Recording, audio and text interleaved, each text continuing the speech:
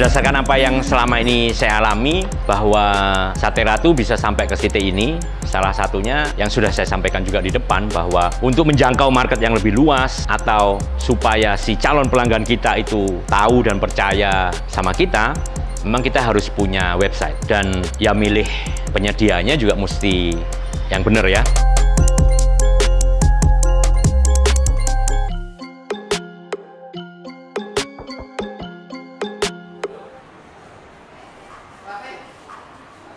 Halo, nama saya Fabian Budi Seputro. Saya adalah pemilik dari Sate Ratu yang ada di Yogyakarta.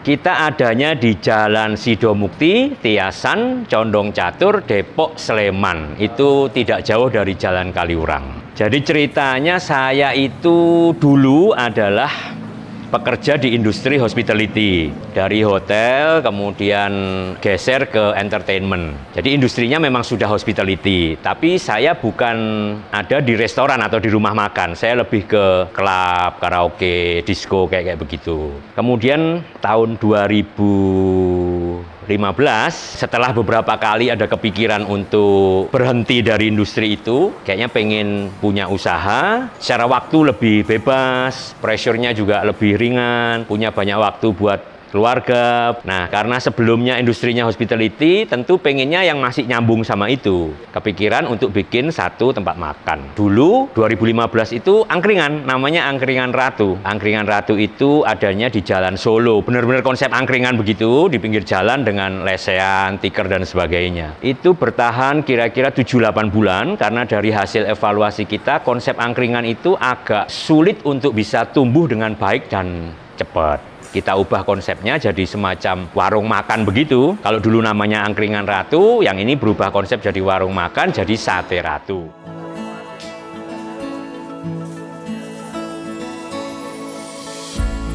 Waktu masih angkringan, itu kan di Jogja tuh banyak sekali angkringan. Tapi rata-rata yang dijual adalah makanan-makanan yang standarnya ya bukan bermaksud mengecilkan, tapi ya segitu-segitu aja. Karena kebanyakan kan titipan. Jadi mungkin secara kualitas rasa ya agak kurang maksimal lah. Kita pengen punya angkringan tapi produknya premium lah. Produknya secara rasa cukup bagus. Nah, kita cari satu kata yang mewakili kejogjaan, ketradisionalan, kejawaan, tapi premium gitu lah. Kita anggap kata Ratu itu kan kastanya kasta tinggi gitu. Maka namanya Angkringan Ratu.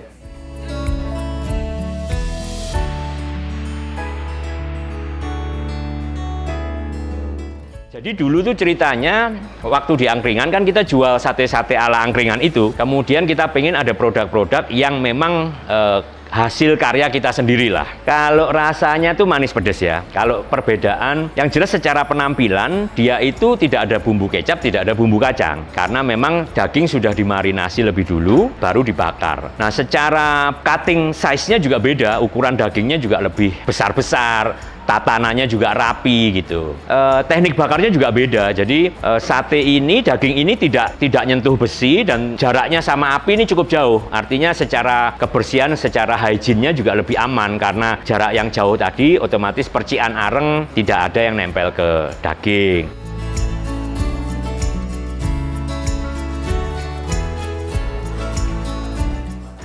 Kami dulu kebanyakan kan memang kerjanya di industri itu, industri entertainment. Terus begitu pengen, ya sudahlah ditinggalkan gitu ya. Kayak dipermudah lah jalannya. Nggak tahu, tiba-tiba nemu, saya dan beberapa teman tuh nemu rasa itu gitu. Dan ternyata cocok, bisa diterima sama hampir semua kalangan ya. Kalau dulu kan kita malah target market utamanya itu orang asing. Jadi kita tuh waktu itu melihat bahwa di Jogja itu sebenarnya ada makanan-makanan yang spesifik sekali, yang khas sekali, yang tidak dikelola untuk bisa menerima orang asing dengan optimal. Padahal orang asing kalau datang ke satu kota atau satu negara tentu cari makanan yang khas sekali dan dia bisa berinteraksi, syukur-syukur sama yang jual gitu. Itu nggak ada yang garap, walaupun saya yakin ada banyak rumah makan gudeg yang orang bulenya juga banyak gitu. Tapi karena yang jual juga mungkin secara usia sudah sepuh, mungkin secara manajemen juga masih tradisional, ya sudah itu mengalir begitu saja. Nah, kita melihat celah itu, oke, kayaknya kita masuk lewat situ saja, walaupun nanti harapannya sekian tahun ke depan saat sudah kuat di market asing, kita masuk ke market lokal. Jadi akhirnya itu tadi jadi salah satu strategi marketing kita untuk lebih mudah diterima market lokal.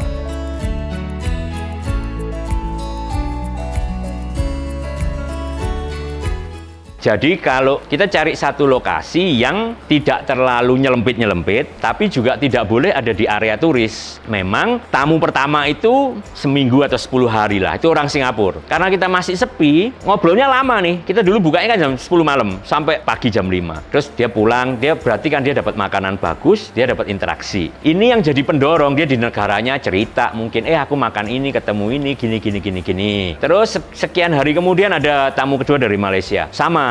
Nah, terus akhirnya terus bola salju, mereka ada yang posting di sosial media, ada yang punya komunitas dan sebagainya. Nah, karena kita tahu bahwa kita tentu butuh satu landing page lah, maka nggak lama dari kita buka itu kita sudah langsung bikin website. Website tadi sebenarnya tujuannya untuk supaya orang yang pernah diceritain atau pernah baca itu tadi nyarinya gampang. Nah, terus dia masuk ke website itu paling nggak tahu profilnya dulu sehingga waktu berkunjung dia lebih mantep.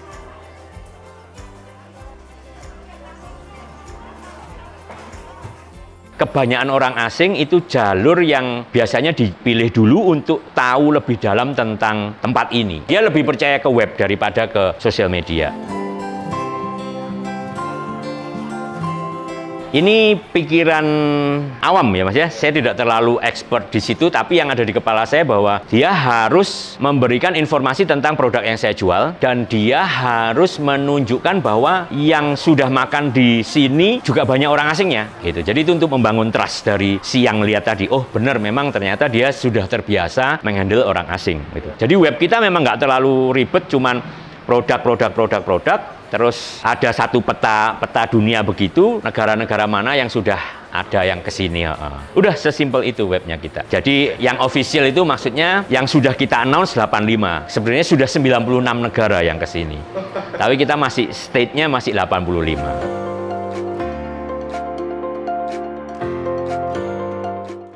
Kok pakai Niaga Hoster? Karena waktu itu saya pikir Niaga Hoster salah satu yang cukup punya nama besar lah di Jogja ya. Dan saya minta beberapa referensi dari teman-teman, memang kebanyakan sarannya memang ke Niaga Hoster.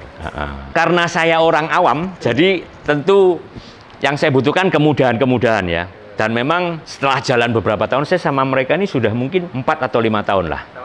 Sama Niaga Hoster. Lebih malah, mungkin 6 tahunan lah mungkin. Jadi mungkin secara support dari CS memang luar biasa. Sehingga ya saya yang nggak ngerti apa-apa tuh, apa yang saya harapkan muncul di web bisa terrealisasi tanpa kesulitan. Sejauh ini lancar lah. Cukup oke lah kalau Niaga Hoster.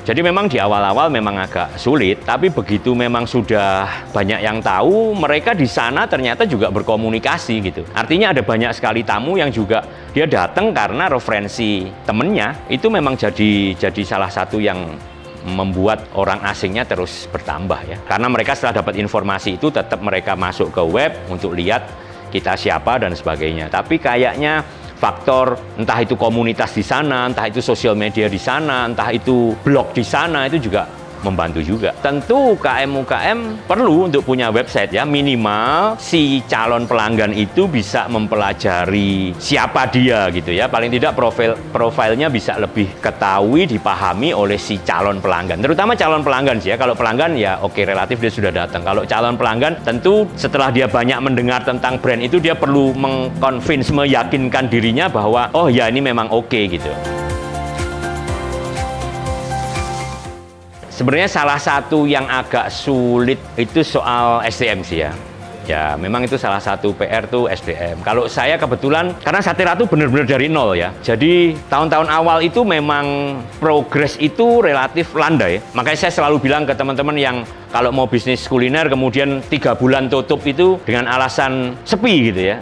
Buat saya itu lucu sekali karena pasti sepi. 1 tahun pertama tuh pasti sepi, nggak mungkin rame kecuali pasti sepi. Kecuali dipaksa dengan trigger. Nah, maksa dengan trigger itu misalnya promo, buy one get one, diskon 50% dan sebagainya. Itu kan juga ada akhirnya gitu. Napasnya nggak mungkin sepanjang itu terus. Kemudian setelah katakan trigger tadi dilepas, dia masih tetap bisa survive atau tidak? Kebanyakan tidak. Maka memang usaha itu butuh waktu. Kita tuh 1 tahun pertama, saya dapat 1 juta itu waduh, hebohnya luar biasa setahun pertama itu. Kayaknya setahun pertama malah belum nyampe ke situ. Jadi memang landai sekali pertumbuhannya. Saya selalu ngomong untuk kuliner itu paling nggak butuh 4 tahun, 5 tahun. Untuk mulai hasilnya kelihatan. Ya memang kita harus besar karena tamu orang itu datang atas referensi orang lain. Itu yang paling penting. Karena kalau tidak begitu, marketnya juga rapuh juga. Jadi memang dia harus datang karena referensi. Maka masa 4 tahun, 5 tahun tadi untuk ngumpulin customer base tadi supaya memang banyak sehingga yang datang terus banyak. Tapi begitu momentum itu tiba, ya kita kaget-kaget sampean.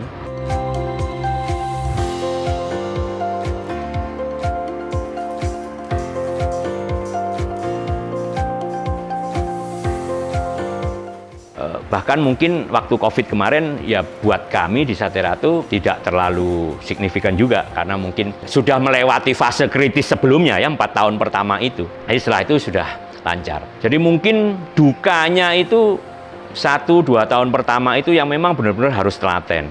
Lah saya basicnya profesional karyawan yang selalu terima gaji dengan angka yang pasti dan sebagainya, dan kebetulan posisi saya terakhir itu sudah cukup lumayan lah. Kemudian saya harus memulai dari nol, ngerasain satu hari laku 2 porsi ya, 2 porsi zaman itu masih 40.000. Bikin stoknya itu cuma untuk 10 porsi. Sisa 8 porsi dibagi-bagiin. Bagiin dari lokasi terdekat sama store tuh, ada toko kita kasih, ada apa kita kasih, terus makin lama makin melebar. Ya memang itu ada promonya juga, tapi sebenarnya ngebuang produk toh. Makanan kita sehari-hari di rumah itu ya berbahan dasar bahan sate tadi gitu ya. Antara sate beneran atau diolah lagi. Itu sampai berbulan-bulan, dan memang itu butuh kesabaran karena kalau tidak ya susah.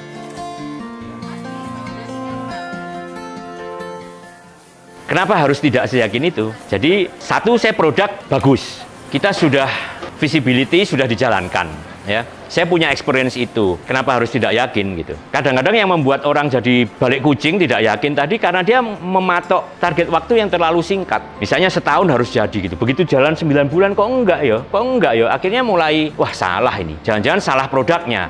Dia mulai ngotak-ngatik produk. Jangan-jangan sate nggak laku nih, kita jual soto aja. Dia pindah jual soto. Soto nggak jadi-jadi karena baru 3 bulan dicoba. Pindah bakso aja. Jadi akhirnya bulet, pindah-pindah itu terus. Kalau enggak, dia malah ganti bisnisnya. Kayaknya kuliner nggak bagus nih, bengkel aja nih. Pindah bengkel, ya terus berulang begitu. Atau harga jual yang diotak-atik, kayaknya kemahalan ini, ya kan? Turunin, masih nggak laku, kemahalan nih kayaknya, turunin lagi. Begitu diturunin rame, tapi rugi gitu kan? Dinaikin lagi, ya bulet terus begitu. Jadi itu sih.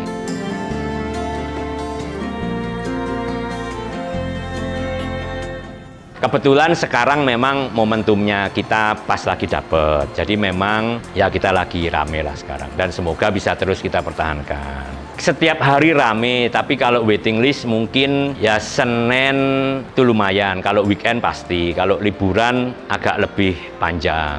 Jadi orang ke Sate Ratu itu tujuan utamanya untuk makan. Karena kita memang konsep tempat ini bukan tempat nongkrong. Maka kursinya tidak ada senderannya, kecuali yang ini ya. Nah, kursinya kayu keras, wifi kita nggak punya, ruangan tidak ber-AC, kita tidak jual kopi dan sebagainya. Itu secara tidak langsung sebenarnya mau mengarahkan pada, ya ini tempat makan. Orang datang makan, selesai pergi. Dan itu memang terwujud. Kecuali di area outdoor kita yang memang kita konsep lebih nyaman, view sawah, kemudian tanaman juga cukup rimbun, itu memang lebih enak untuk nongkrong, tapi juga nggak selama itu. Jadi dengan jumlah kursi segitu dan konsep seperti itu memang orang rata-rata makan di sini, proses nunggu sate matang 30 menit, kemudian mereka makan dan sedikit ngobrol tuh ya paling 30 menitan juga. Jadi rata-rata mereka stay-nya itu 1 jam. Jadi dengan kapasitas 200-an tadi, mereka cuma 1 jam, itu cepet, waiting list cepet. Katakan waiting list orang ke 50 gitu ya mas, itu 15 menit sudah masuk, karena memang ini turnovernya cepat sekali. Dan kita punya tim kan banyak, artinya begitu tamu itu selesai makan, itu sudah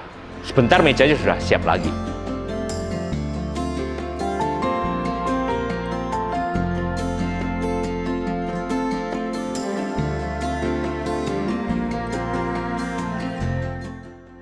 Zaman sekarang ya, memang kita bahkan bisa menemukan ada banyak sekali tempat makan yang di ujung mana gitu ya, masuk ke gang-gang kecil dan sebagainya. Nyatanya orang bisa tahu dan orang bisa datang. Tentu itu karena kekuatan media-media digital. Jadi kalau kita nggak punya itu, ya mungkin bisa tumbuh, tapi prosesnya kan jadi lama sekali. Kalau memang ngandalin dari mulut ke mulut saja, itu pasti lama sekali begitu. Apalagi kalau memang berharap pelanggan dari luar kota ya. Kalau yang kayak produk-produk yang dijual di luar kota, dijual ke market yang katakan nasional atau tidak cuman ke segmen ke target yang ada di kotanya doang, tentu tetap butuh, karena mau market yang lebih luas tentu orang tahu harus lebih banyak kan, dan itu memang perlu media digital. Tapi kalau kayak kita sekarang ini posisinya justru tempat makan itu bisa lebih cepat jadi kalau memang garap wisatawan, karena sekarang memang diakui atau tidak, tourism industry kan tumbuh sekali. Jadi orang tuh sekarang traveling bisa 1 tahun, bisa beberapa kali.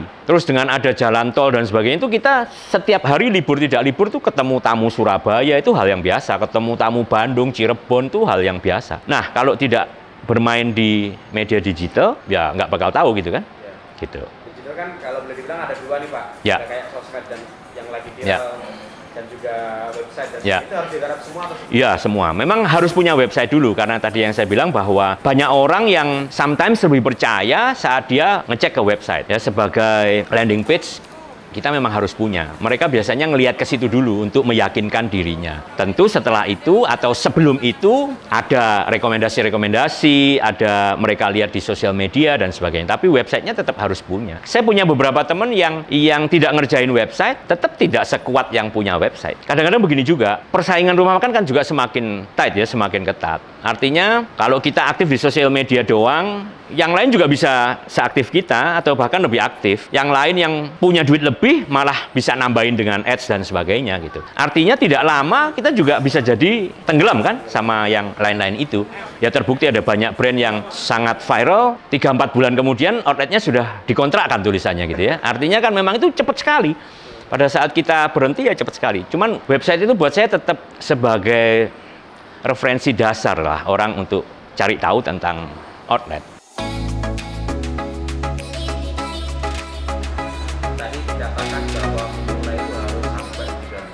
Berarti modal yang dipersiapkan harus tebal ya Pak? Tidak. Tidak ya?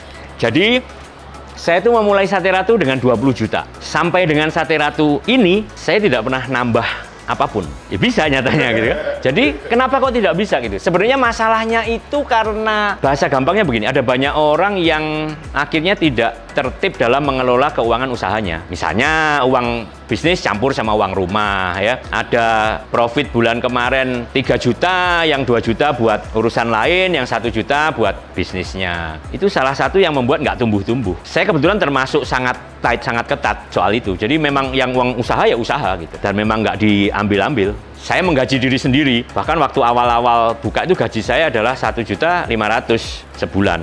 Dan lainnya memang benar-benar untuk gulung. Sebenarnya kalau mau jujur, saya mempersiapkan Sate Ratu itu hanya sampai saya umur 60 tahun. Kenapa? Karena sudah tua. Anak saya belum tentu mau ngelanjutin. Kalau dia mau ngelanjutin, silahkan. Kalau dia tidak mau ngelanjutin, ya sudah, berarti nanti brandnya dijual. Tuh. Tapi kalau dia mau ngelanjutin, tentu setelah habis di sini, kita persiapkan untuk tempat yang lain. Agak aneh menurutku. Jadi kadang-kadang orang itu ingin, menurut saya yang masih saya dengar gitu. Menurut saya itu ilmu saya ini diteruskan anakku. Zaman dulu mungkin bisa, saat orang tua secara otoriter bisa ngomong, lu mesti narusin, kalau enggak keluar dari rumah gitu. Itu bisa. Zaman sekarang mana mau mas anak dibegituin, ya kan? Bapaknya sudah punya usaha ini aja, enggak, aku mau jualan online, dia nggak mau ngurusin. Mau kita paksain, dia ngurusin setengah hati, ya habis juga, kan? Mendingan kita realistis. Kalau memang mau, anak saya itu sekarang seminggu sekali ada di sini ya untuk terlibat sedikit-sedikit sambil siapa tahu dia nemu feel-nya nanti. Kalau ternyata dia akhirnya oh ya sudah mau, ya sudah kita siapin lebih sungguh-sungguh. Tapi kalau memang nggak mau, ya sudah, daripada dipaksain dikasih dia nggak ngerjain sungguh-sungguh juga pasti selesai mas. Itu proses selesainya juga pasti cepat sekali.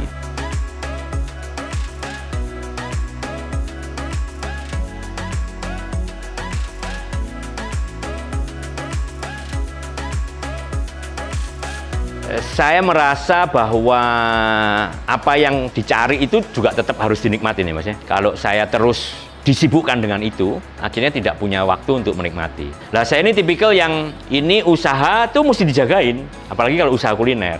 Jadi kalau saya setiap hari itu ada di sini, gitu. Saya punya partner satu, jadi kami berdua tuh ada terus. Dan sebenarnya kuliner itu, menurut saya loh ya, ini debatable, ya harus begitu. Karena ada banyak hal yang kaitannya sama manusia. Sometimes ya ada begini-begitunya. Dia bakar sate, sudah ada teorinya, sudah ada panduannya, tetap aja bisa geser, tetap aja hasilnya nggak bagus. Kita yang ada terus aja, QC tiap hari itu sate yang tusukannya salah kita reject tuh masih tetap ada. Sate yang setelah dibakar, bakarnya nggak sempurna kita reject tuh tetap ada. Dan kebetulan karena kami basicnya hospitality, maka di operation tuh kita tahu lah kalau ada problem, mau ada problem, itu kita tahu. Dan bagusnya lagi anak-anak kan ngelihat figur pemiliknya ada di sini, paham, itu mereka juga lebih yakin lah, oh aman lah di sini, dalam konteks mungkin soal keberlangsungan usahanya ya. Jadi itu penting ternyata.